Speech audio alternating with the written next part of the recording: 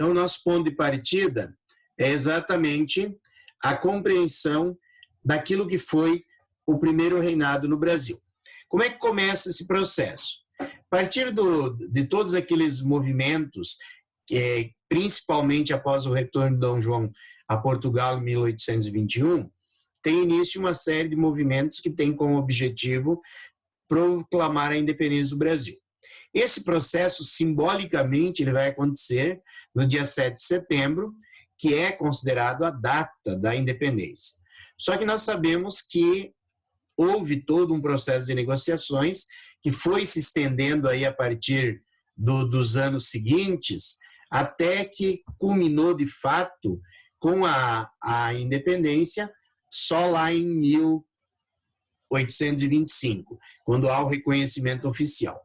Mas, independente desse reconhecimento oficial, a partir de 1822 é organizado um governo próprio para o Brasil.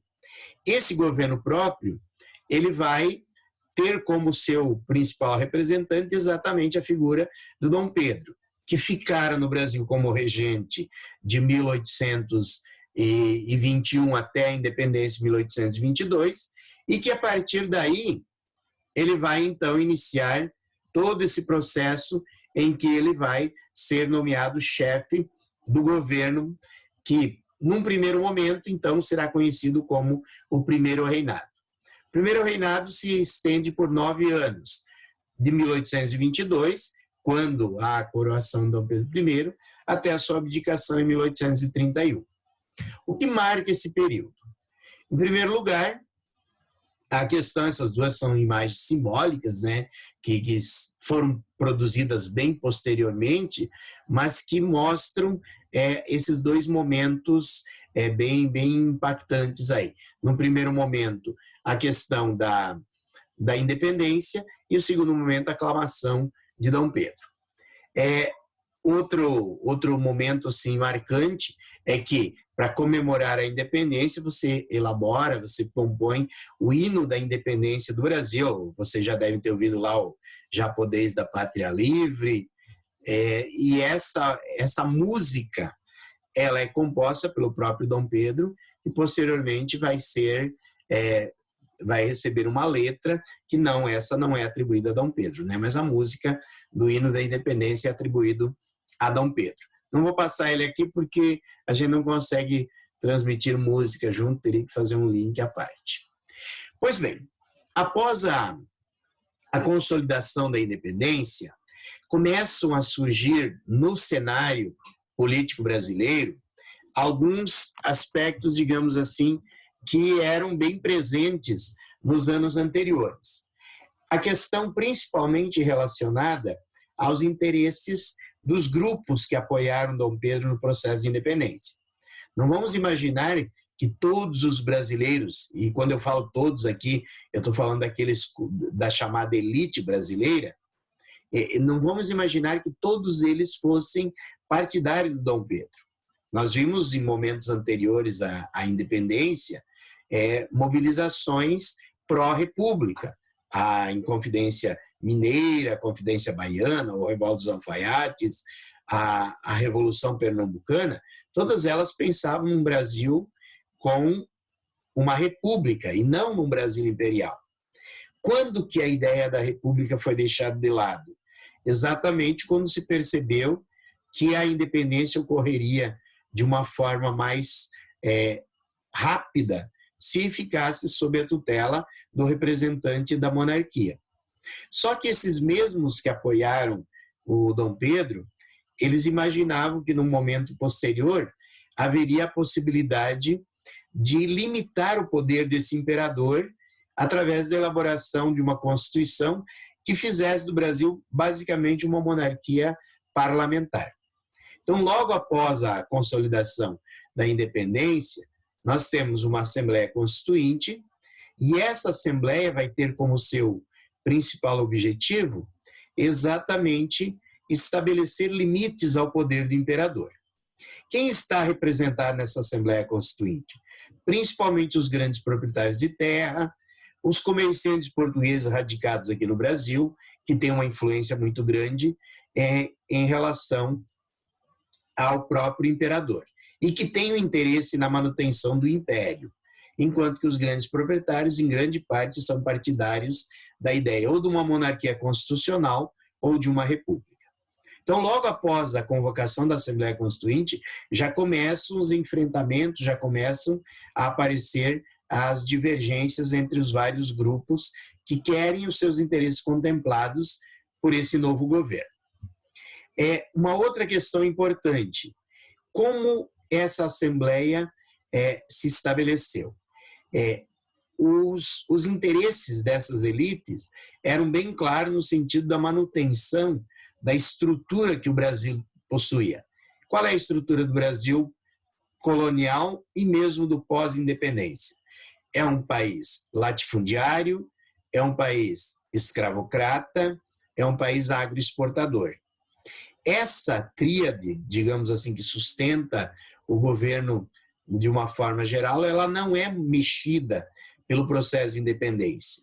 Na realidade, os interesses que vão ser, vamos dizer assim, defendidos dentro da Assembleia Constituinte são no sentido da manutenção exatamente desse processo. Então, o que você tem dentro da Assembleia Constituinte? Os grandes proprietários de terra, que formam a maioria. O que eles defendem? Principalmente o chamado voto censitário. O que é o voto censitário? É um voto que exclui a grande maioria da população, porque estabelece que deve-se ter uma renda mínima anual para poder ter direito ao voto. Ao mesmo tempo, tentavam a limitação ao poder do imperador, exatamente estabelecendo na Constituição limites à sua autoridade. O que faz o Dom Pedro? Dom Pedro, apesar de ter sido, vamos dizer assim, considerado pela população como um defensor contra o autoritarismo português, contra as imposições das cortes portuguesas, assim que ele recebe o poder no Brasil, ele muda essa sua faceta. Ele se torna o que a gente chamaria de um soberano absolutista.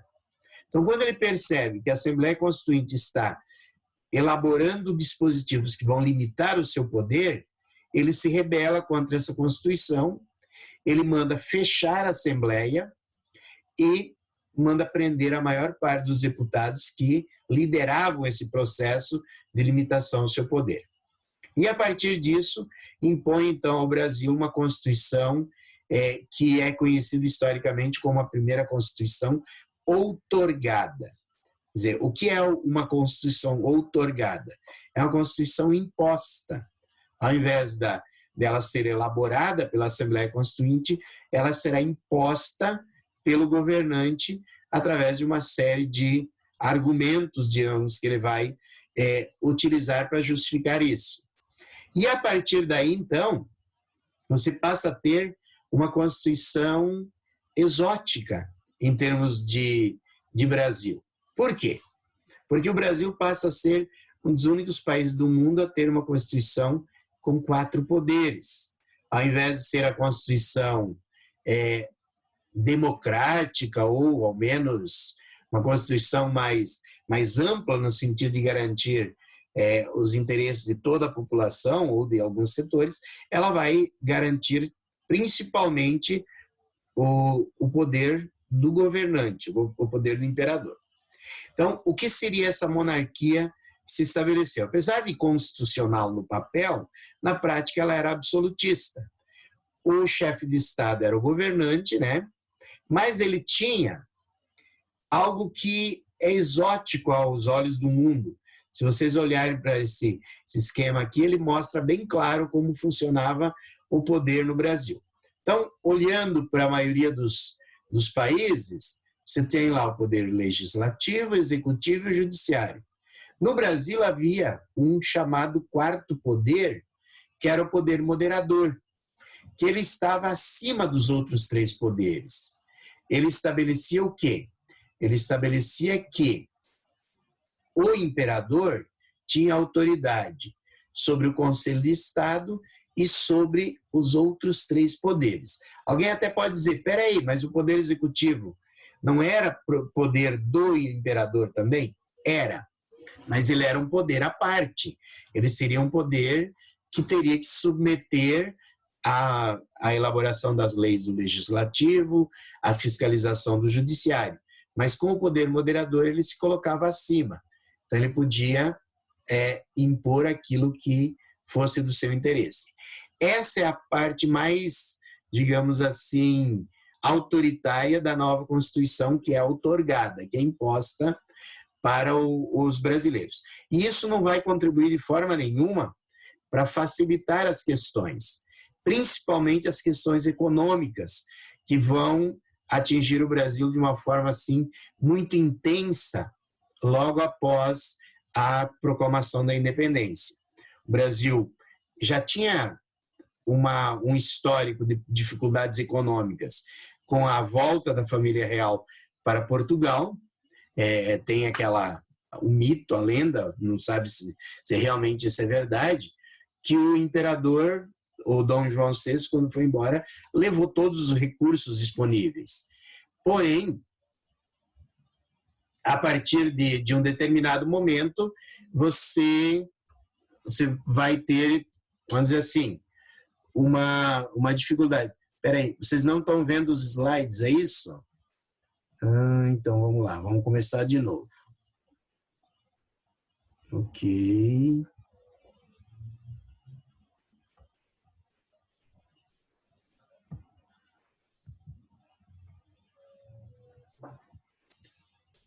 Ok, e agora? Está aparecendo, pessoal? Sim. Sim? Ok, desculpem, eu não tinha me apercebido disso. Continua aparecendo? Sim. Sim? Ok, gente, me interrompam, os microfones de vocês estão abertos. Quando vocês tiverem alguma dúvida, fiquem à vontade para questionar, para interromper. Então, eu vou voltar aqui naquilo que eu estava descrevendo, achando que vocês estavam vendo.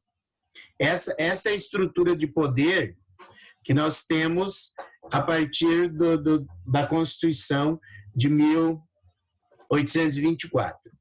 Então, o usual seriam os três poderes aqui: o executivo, o legislativo e o judiciário. O que nós temos como novidade é exatamente o fato de que criou-se o poder moderador. Esse poder moderador dava ao imperador o direito de escolher o Conselho de Estado, que seriam os ministros, e dava a ele o poder de interferir sobre as decisões dos outros três poderes. Então, é exatamente nesse sentido que o Brasil terá um governo autoritário, um governo ditatorial. Algumas características, então, dessa Constituição.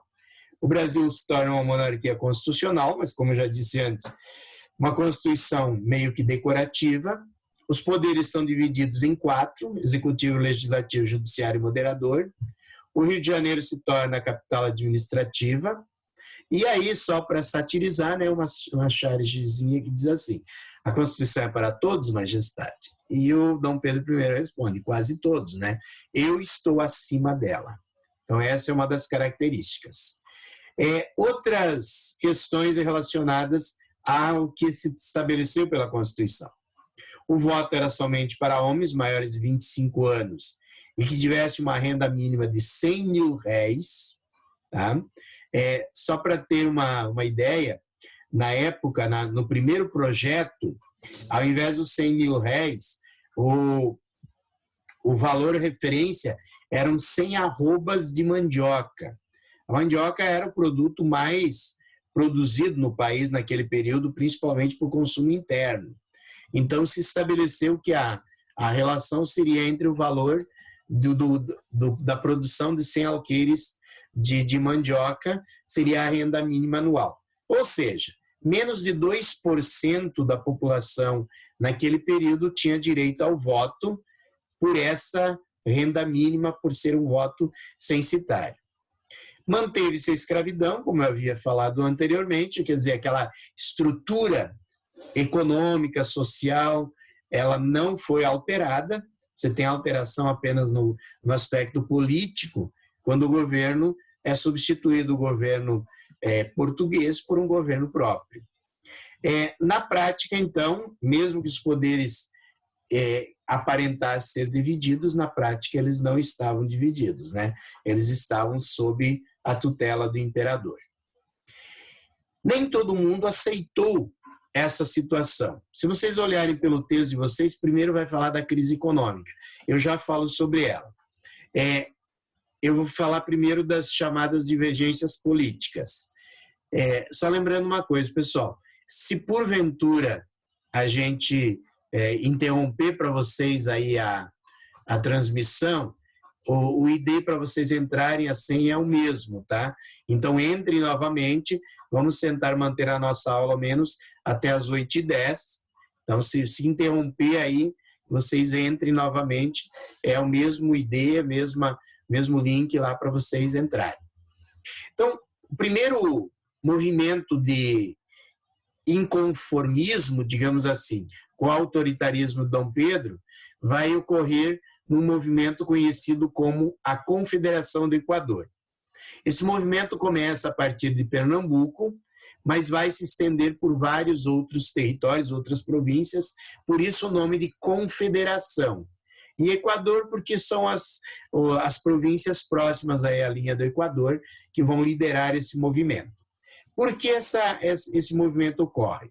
Principalmente porque você passa a ter um imperador que utiliza os recursos da arrecadação no Sudeste, impõe leis a partir do Sudeste, sem levar em conta as diversidades da economia do país naquele período, e com isso começa a gerar uma insatisfação muito grande, principalmente nessas províncias que são deixadas mais de lado em relação principalmente às medidas econômicas. Então, quem participa desse movimento são elementos de vários setores da sociedade. Você tem comerciantes, você tem profissionais liberais, você tem artesãos, mas há principalmente um movimento formado por fazendeiros e, no caso dos comerciantes, principalmente para tentar tirar o monopólio que ainda existe da questão comercial nas mãos dos portugueses que permaneceram no Brasil nesse período. Então, a partir disso, começa toda uma mobilização, inclusive com a principal defesa, que seria a convocação de uma Assembleia Constituinte, onde, de fato, houvesse a representação dos membros das províncias. Como a Constituição havia sido outorgada, as províncias não se consideravam representadas, queriam uma mudança nessa Constituição, principalmente com a maior autonomia administrativa para as províncias, mas isso não foi visto, né, não foi aceito. O governo convocou tropas, reprimiu com extrema violência esse movimento, inclusive o personagem simbólico dela é o Frei Caneca. Frei Caneca, que já havia participado, na época do Dom João VI, da chamada Revolução Pernambucana, havia sido anistiado e agora, novamente, é um dos líderes, juntamente com o Cipriano Barata e outros personagens, e ela agora acaba sendo condenada à morte, inicialmente por enforcamento.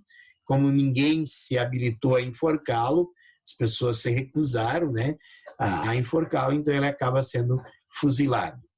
Essa é uma característica que nós vimos já em vários outros momentos da história do Brasil, né? Os movimentos que tinham uma participação mais popular, principalmente setores mais humildes da sociedade, acabavam sendo reprimidos com violência muito maior do que aqueles movimentos que tinham membros da elite como seus representantes. Além da Confederação do Equador, o Primeiro Reinado também enfrentou um problema muito sério, foi a questão de limites ao sul do território brasileiro. Como nós também já tivemos oportunidade de ver anteriormente, aproveitando-se do fato de que a esposa era uma princesa espanhola, o Dom João VI havia incorporado a província cisplatina ao território brasileiro. Porém, quando ocorreram as independências da América Espanhola, houve também uma tentativa de libertação da província cisplatina, que era anteriormente parte do Vice-Reino do Prata, juntamente com o Paraguai e com a Argentina. Os habitantes da província cisplatina não conseguiram essa autonomia nesse primeiro momento, que foram mantidos, digamos assim, sob controle pelo governo brasileiro. Porém, a partir de 1825, logo após a consolidação da independência brasileira, esses habitantes da província cisplatina, apoiados principalmente pela Argentina, começam um movimento de revolta que vai resultar numa guerra pela sua independência. Apesar das várias tentativas por parte do Brasil, com envio de tropas, com uma série de tentativas de conter a revolta, isso não foi possível. Em 1828, finalmente, o Brasil reconheceu a independência da província cisplatina, que passou a se chamar República Oriental do Uruguai. Então, com a perda, digamos assim, do território uruguaio, começou uma série de contestações ao governo do Dom Pedro I. Por quê? Porque ele não tinha conseguido, em primeiro lugar, contornar a crise econômica que o Brasil vivia no período. Se nós pegarmos principalmente o pós-independência, ele já começa com o endividamento, né? O Brasil, para ter a sua independência reconhecida por Portugal, ele vai pagar uma indenização a Portugal. Como o Estado brasileiro não possui esses recursos, ele vai fazer empréstimos, vai pegar dinheiro emprestado, principalmente da Inglaterra, e com isso já começa a sua independência com uma dívida externa muito grande, e que vai aumentar cada vez mais, porque todo o investimento do Estado brasileiro ele acaba sendo feito a partir de empréstimos estrangeiros. Com isso, a economia brasileira continua totalmente dependente, não agora de Portugal, mas sim da Inglaterra. Então, na prática, muitos acontece que o Brasil só mudou de tutela, deixou de ser controlado por Portugal e passou a ser controlado pela Inglaterra. Além do mais, Dom Pedro não se mostrava um governante tão eficiente, né? Repetiam-se os escândalos da sua vida pessoal, principalmente questões com mulheres, com amantes.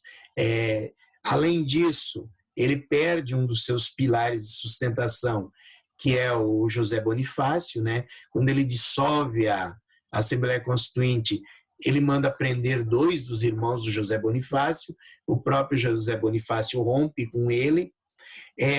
Durante o período aí da Guerra da Cisplatina, a imperatriz também vem a falecer. Então, com a morte da esposa, Dom Pedro perde também uma outra base de sustentação. Ela era uma pessoa extremamente popular junto à sociedade, era conhecida como uma intelectual, uma pessoa muito ponderada. Então, Dom Pedro fica meio que abandonado. E, além disso, reprime com extrema violência a Confederação do Equador. Isso já afeta a sua popularidade. Perde a batalha na Cisplatina, afeta ainda mais a sua popularidade. Junta a isso os escândalos, junta a isso as dificuldades econômicas do país naquele momento.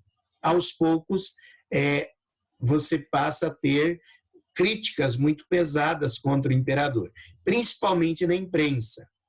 E é exatamente o episódio relacionado à imprensa que vai levar ao fim do governo do Dom Pedro I. O que acontece? Entre os vários jornalistas que criticavam, questionavam o autoritarismo e a ineficiência administrativa do governo, você tem um personagem chamado Líbero Badaró. Esse jornalista acaba sendo assassinado, e o assassinato dele acaba sendo atribuído a Dom Pedro. Não apenas com esse fator, mas vários outros, mas a popularidade de Dom Pedro começa a despencar ainda mais. E aí Dom Pedro tenta fazer um movimento de recuperar a sua popularidade. Inicia uma série de viagens pelo interior do Brasil, tentando, vamos dizer assim, se mostrar mais próximo ao povo. Porém, Essas viagens começam logo após o assassinato do Líbero Badaró. E a primeira região, a primeira província que ele vai visitar é Minas Gerais. E Minas Gerais era uma região com muita oposição a Dom Pedro. Quando ele chega em Ouro Preto, ele é recebido na cidade com as igrejas tocando nos sinos o chamado dobre de finados, que é, vamos dizer assim, uma música tocada para avisar que havia um velório, né? E, obviamente, isso foi feito para lembrar o assassinato do Líbero Badaró.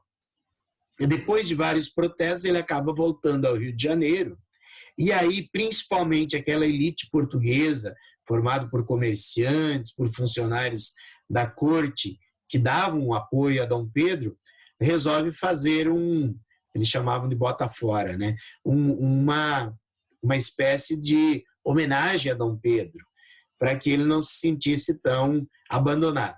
E começa uma grande festa pelas ruas para recepcioná-lo. Só que a população reage a isso e, logo após terminar, digamos assim, essa homenagem dos portugueses, a população do Rio de Janeiro sai às ruas para protestar. E os portugueses que viviam, na sua maioria, na parte central da cidade, nos chamados sobrados, começam a tirar garrafas vazias e uma série de objetos sobre essa multidão. Por isso, esse episódio foi conhecido na história do Brasil como a Noite das Garrafadas. Seria esse momento de insatisfação com a figura do Dom Pedro. Mas esse seria apenas um dos movimentos que vai levar a esse processo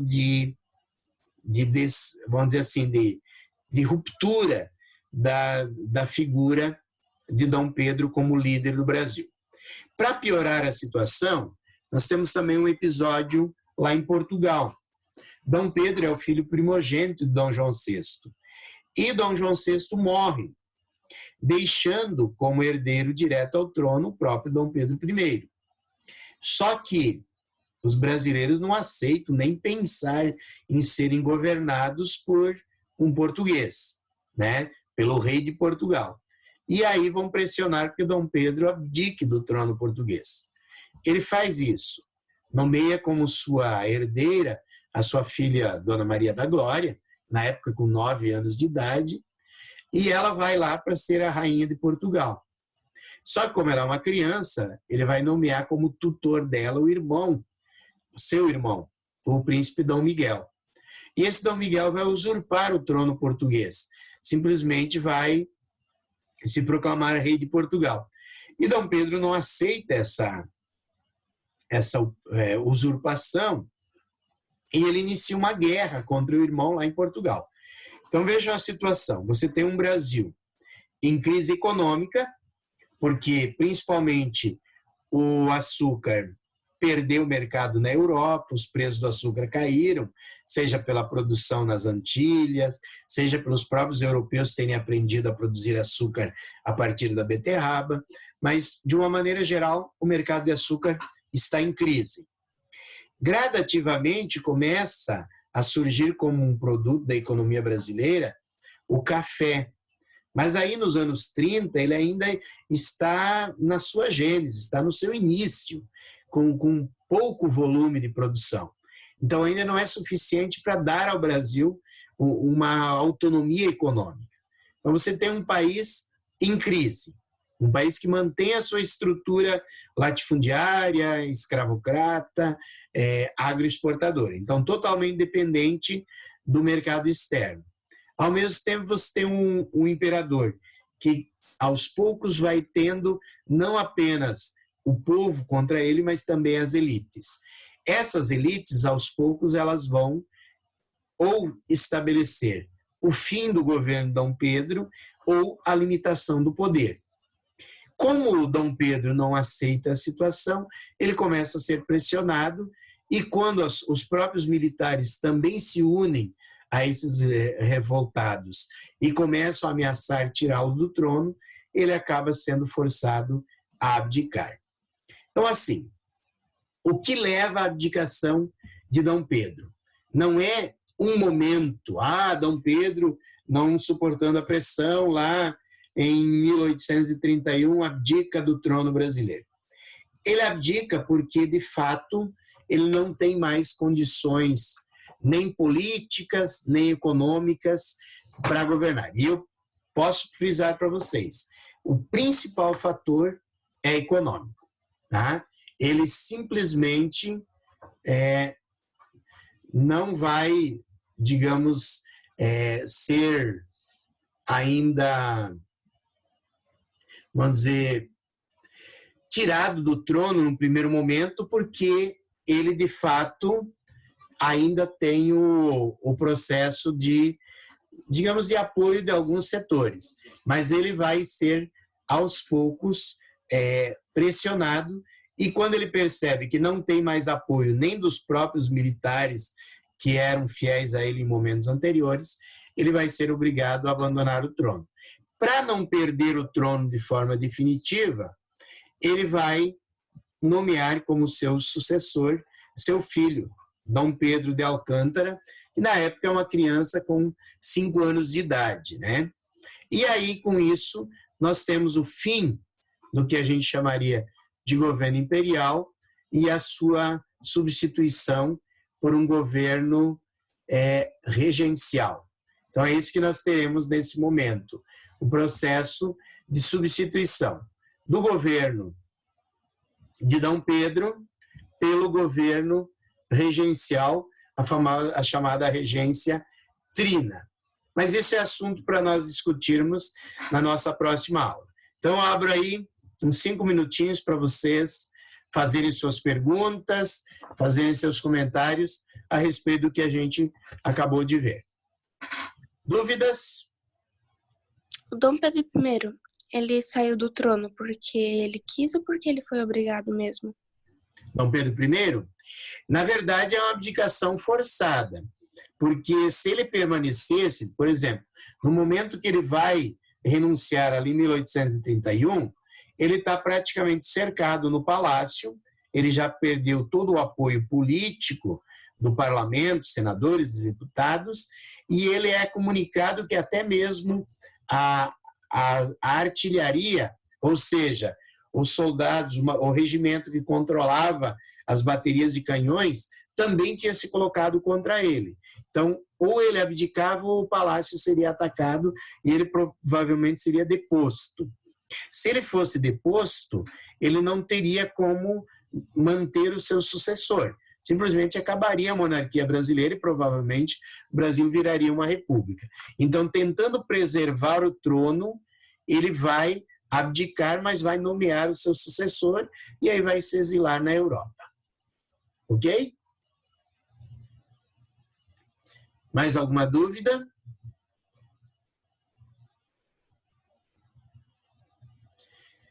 Beleza, pessoal. Então, assim, eu gostaria realmente que vocês lessem o conteúdo dessa primeira aula e na próxima sexta-feira a gente prossegue com essa parte aí do capítulo 19 e aí eu trabalho com vocês algumas atividades e a gente tem aquela aula para tirar dúvidas também na sequência. Ok? Então, por hoje seria isso. Nós voltamos a conversar, então,